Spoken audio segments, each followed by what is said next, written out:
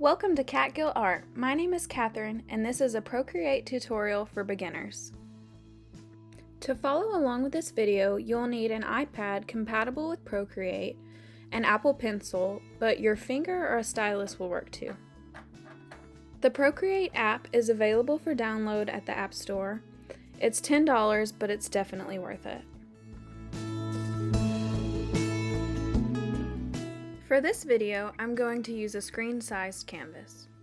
If you're posting your art online, or printing it, or something else, you'll want to adjust your canvas for that. You can just Google Procreate canvas size for, and then blank whatever you're doing with it. I'll put a few common ones in the description.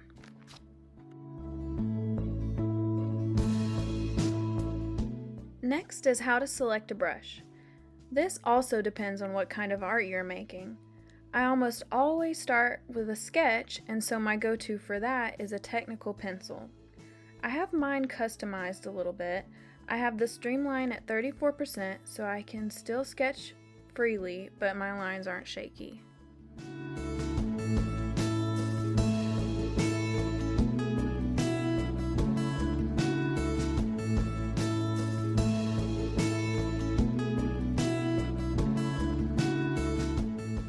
A few of my other favorite brushes are the technical pen for inking,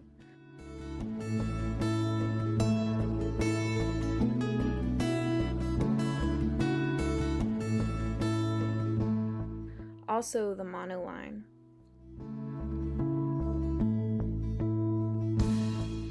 And I like the oil paint and turpentine brushes for a more traditional art look.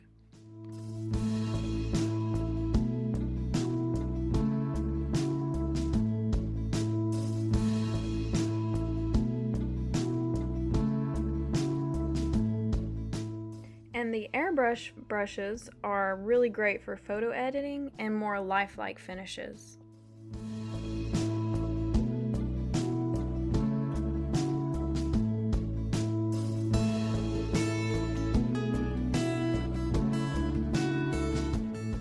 If you want to do calligraphy or lettering, I highly recommend the calligraphy brushes.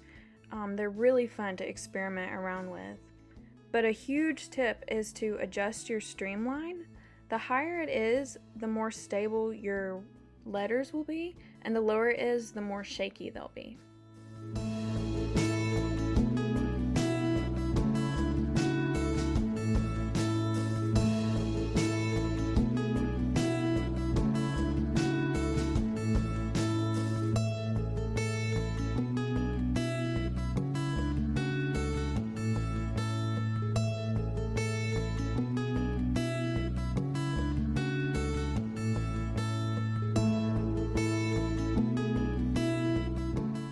And lastly, and one of the more important things, is size and opacity. So you can adjust the size with that top slider, and then the bottom slider adjusts the opacity.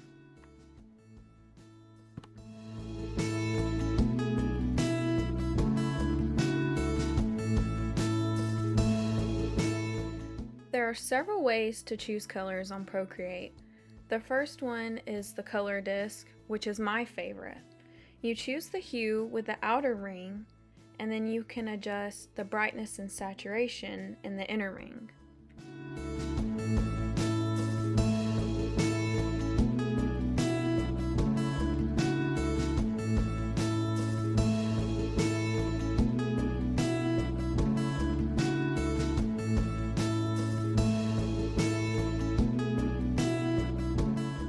Then you have the classic color picker. Use the top slider to choose your hue, the middle slider is saturation, and the bottom slider is your brightness. You can also tap on the square to get close to your desired color.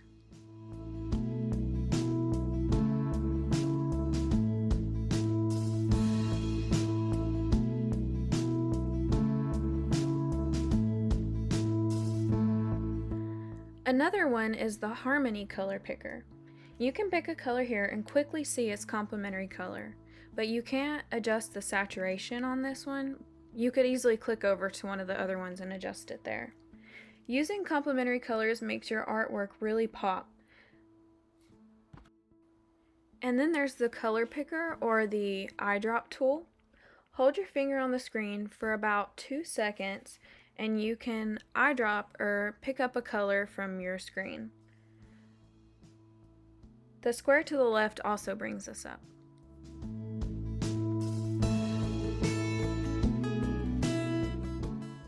The finger icon at the top is the blender. By picking the brush, you can choose the texture of your blender. I like to use charcoals for a texture blend and an airbrush for a smooth blend.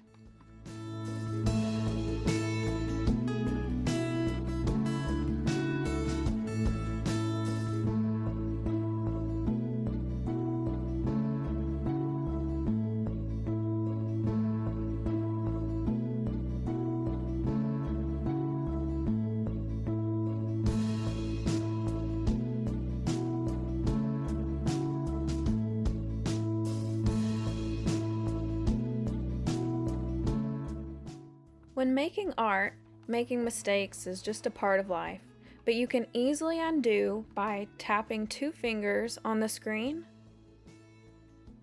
or you can click the undo arrow under the opacity slider.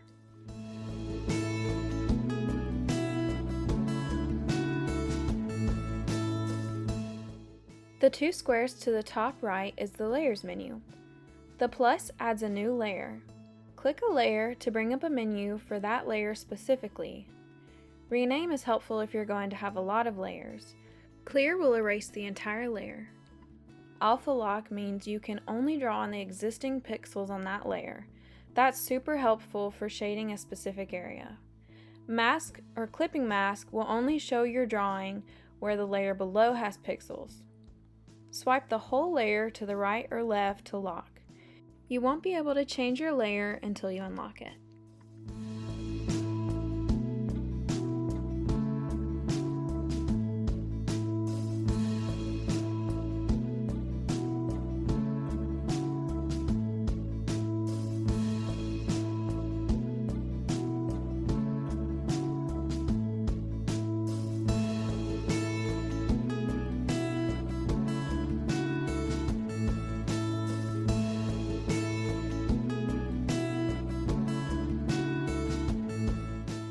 You can also duplicate and delete the layer. Lastly, the small N on the layer is how you can change what type of layer it is. It's really fun to experiment with these.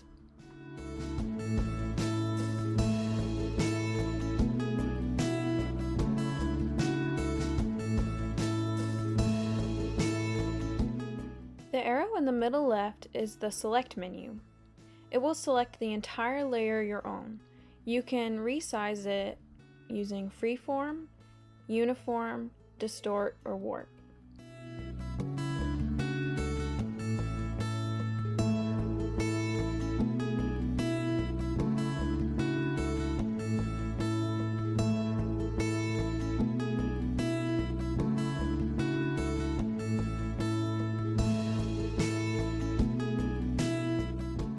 The S to the left of that will let you select small parts of your layer. You can use automatic, freehand, rectangle, or ellipse.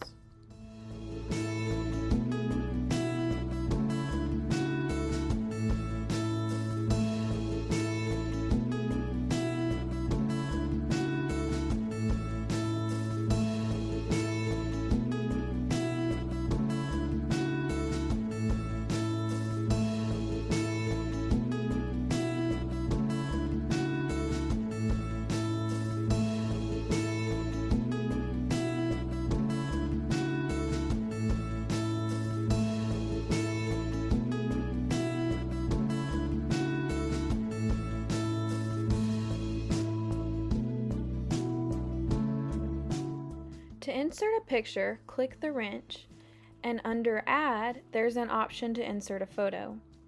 You can then pick the picture you want to insert.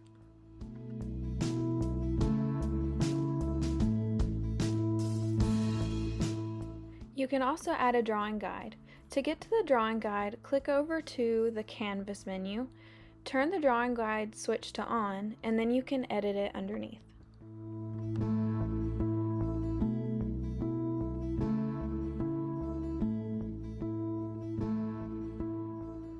The Quick Shape tool is very useful if you want to draw a perfect square, circle, or line.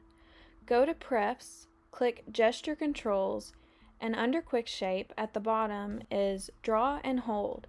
Turn that on and set it to a time that's comfortable to you.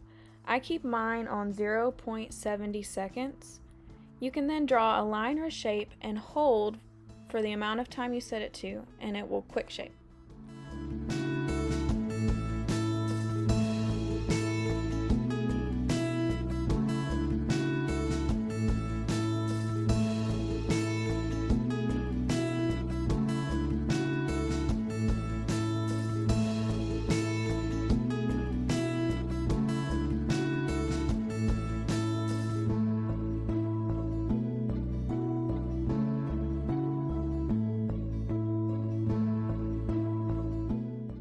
If you click the little wand, you'll open the Adjustments menu.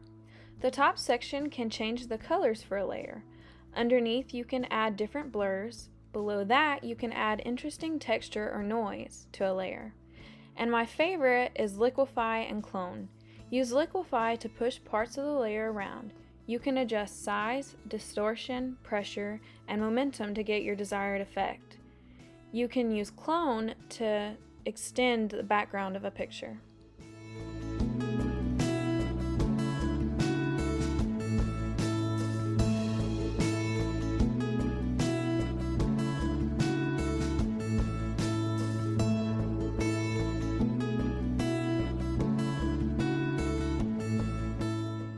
Once you've finished your artwork, it's time to share it.